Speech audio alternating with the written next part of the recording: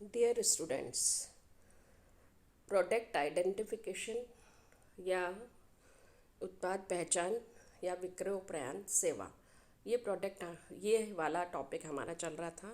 अब इसमें हमने ब्रांड, ट्रेडमार्क, पैकेजिंग ये सब देख लिया था। अब हम देखते हैं, पेटेंट को भी देख लिया था। अब हम देखते हैं कि प्रभावी या अच्छे पैकेज के आवश्यक तत्व क्या हैं। एसेंशियल एलिमेंट्स ऑफ इफ़ेक्टिव और गुड पैकेज। अच्छे प्रभावी पैकेज के लिए कुछ बातों का या कुछ तत्वों को ध्यान में रखकर ही उसको तैयार किया जाना चाहिए। तो सबसे पहले हम लेते हैं प्रोटेक्टिव पैकेज। तभी अच्छा प्रभावी कहा जा सकता है जबकि उत्पाद को आवश्यक सुरक्षा प्रदान कर सके। पैकेज उत्पाद के गुणों एवं मूल्यों को सुरक्षित रखने में सक्षम होना चाहिए। उस उत्पाद को धूल एवं धुएं से बचाने की क्षमता होनी चाहिए।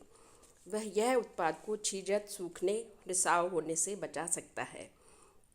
वह उत्पाद की प्रदूषण स्वच्छ तथा प्रदूषण रहित होने में भी अपना योगदान प्रदान करता है।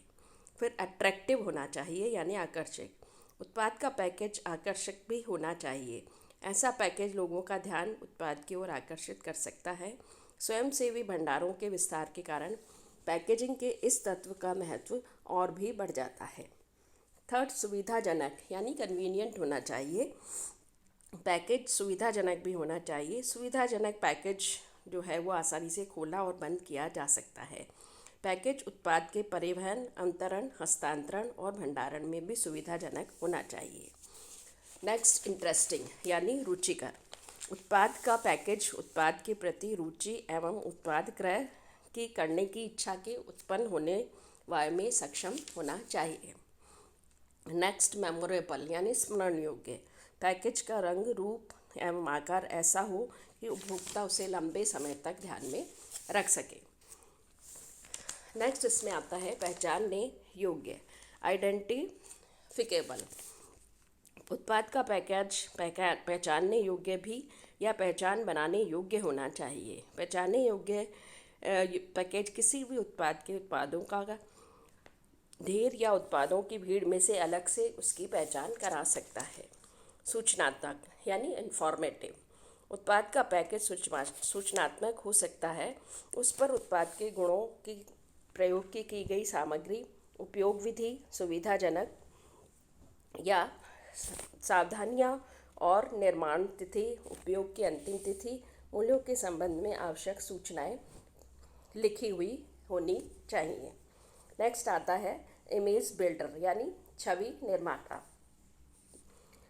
उत्पाद का पैकेज ऐसा होना चाहिए कि संस्था और उत्पाद दोनों की ही अच्छी छवि का निर्माण हो सके, जिससे कि संस्था की गुडविल को बढ़ाया जा सके।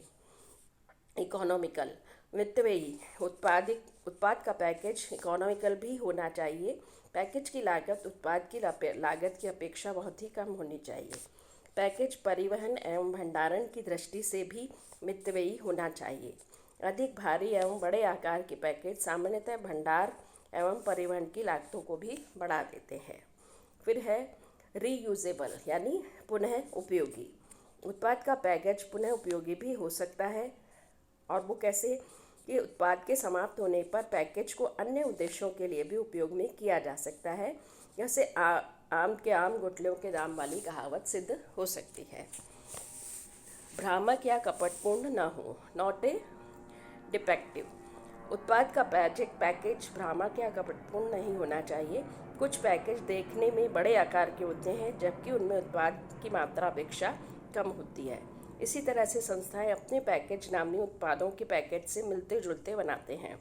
इसके परिणाम स्वरूप उपभोक्ता भ्रमित हो जाता है और धोखा खा जाता है। परंतु किसी भी विपणनकर्ता को इससे पैकेज को नहीं अपनाना चाहिए। पॉल्यूशन फ्री यानी प्रदूषण रहित। पैकेज प्रदूषण रहित होना चाहिए, जिसके निर्माण में उपयोग के कारण प्रदूषण नहीं बढ़ना चाहिए। इसके निर्माण में प्राकृतिक संसाधनों यथासंभव न्यूनतम उपयोग हो। इसके व्यवस्थापन में यानी डिस्पोजल से भी पर्यावरण को यथासंभव न्यूनतम हानि होनी चाहिए। लास्ट है नियमानुसार। उत्पाद का पैकेज देश के कानून और नियमों के अनुसार होना चाहिए। पैकेज के निर्माण की सामग्री, उस पर दी गई सूचनाएं कानूनी नियमों के अनुसार होनी चाहिए। तो ये हमने देखा एसेंशियल्स ऑफ गुड पैकेजिंग। अब हमारा इसमें लास्ट जो बचता है वो है विक्रय उपरांत सेवाएं, यानी आफ्टर सेल सर्विस। उत्पाद निर्णयों में विपणनकर्ता विक्रयोपरांत सेवाओं का निर्णय भी लेता है। विक्रयोपरांत सेवा का तात्पर्य उन सेवाओं से है जो कोई विपणनकर्ता अपने ग्राहकों को उत्पाद के विक्रय के बाद उपलब्ध कराता है।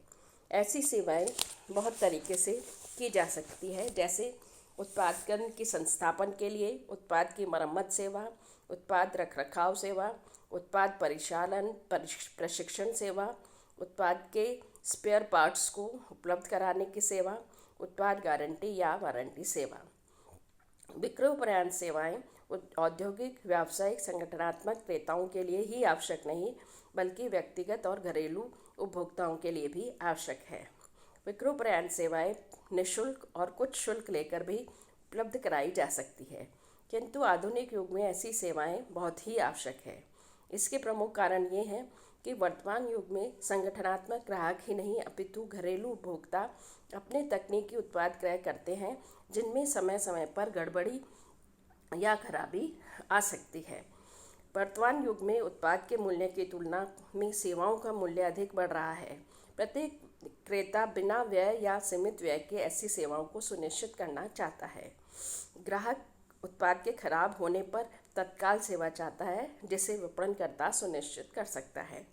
उत्पाद के अतिरिक्त पुर्जों की आपूर्ति भी विपणनकर्ता को सुनिश्चित कर सकता है। तो विक्रय उपरांत सेवा प्रदान करना आधुनिक विपणनकर्ता का महत्वपूर्ण कार्य और दायित्व होता जा रहा है। इसके लिए विपणनकर्ता क्या करता है कि अपनी संस्था में एक पृथक विक्रय उपरांत सेवा विभाग और एक अनुभाग के यानी एक डिपार्टमेंट का ही स्थापना कर देता है। इस डिपार्टमेंट को शिकायतों की सूचना देने हेतु ग्राहकों को निःशुल्क टेलीफोन सेवा भी उपलब्ध कराता है। ग्राहकों को उचित अवधि के भीतर अपेक्षित सेवा उपलब्ध करके उनकी शिकायत कर उसका समाधान कर देना चाहिए। विपणनकर्ता को उचित मूल्य पर अतिरिक्त पुर्जे उपलब्ध कराने की व्यापक व्यवस्था करनी चाहिए। उत्पादों की मरम्मत सेवा हेतु व्यापक व्यवस्था करने के बाद गारंटी अवधि में निश्चित समय पर उत्पादों के रखरखाव की समुचित देखरेख करनी चाहिए। विपणनकर्ता को अपने ग्राहकों के उत्पाद की देखरेख एवं रखरखाव में न्यूनतम संभव लागत पर वार्षिक ठेका लेने की व्यवस्था करनी चाहिए।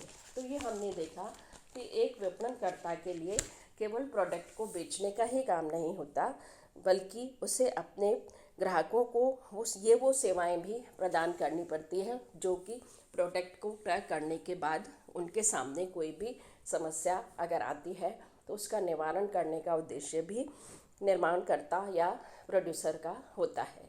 विक्रय उपरांत सेवा का आजकल के आधुनिक युग में बहुत ज़्यादा महत्व बढ़ता जा रहा है, क्योंकि हर एक बायर यह उम्मीद करता है कि मैं जो इतनी महंगी प्रोडक्ट को ख़रीद रहा हूँ, अगर उसमें कोई भी खराबी आ गई या उसके स्पेयर जो भी पार्ट्स हैं या वो अगर नहीं मिल रहे हैं, तो ऐसी स्थिति में वो ऐसे ही वस्तु को ख़रीदना पसंद करता है जिसके कि पार्ट्स अवेलेबल हो या जिसको कि विपणनकर्ता तुरंत उस समस्या का समाधान कर सके। तो इस तरह से हम देखते हैं कि हमने इस टॉपिक में देखा कि केवल प्रोडक्ट को बेचना ही नहीं, बल्कि उसकी आगे तक यानी विक्रय के बाद भी हमें कुछ सेवाएं जो है वो प्रदान करनी पड़ती हैं, और ऐसी सेवाएं प्रदान करके संस्था की गुडविल बढ़ती है और ग्राहक जो है उससे माल खरीदना ज़्यादा पसंद करता है, यानी ग्राहकों की संख्या बढ़ाई जा सकती है। और जब ग्राहकों की संख्या बढ़ेगी तो नेचुरल है कि ग्राहकों की संख्या बढ़ने पर हमारे विक्रय में भी वृद्धि होगी, और विक्रय वृद्धि में हमें लाभों का जो है वो लाभ भी हमारे बढ़ेंगे या इंक्रीज़ हो सकते हैं। लाभों के इंक्रीज़ होने से दोनों पर ही यानी उपभोक्ताओं को तो अच्छी सेवाएं मिल जाती हैं और संस्था को लाभों में वृद्धि होने से वह अपनी लाभों को वृद्धि करने के बाद अपनी संस्था को और भी आगे बढ़ाया जा सकता है।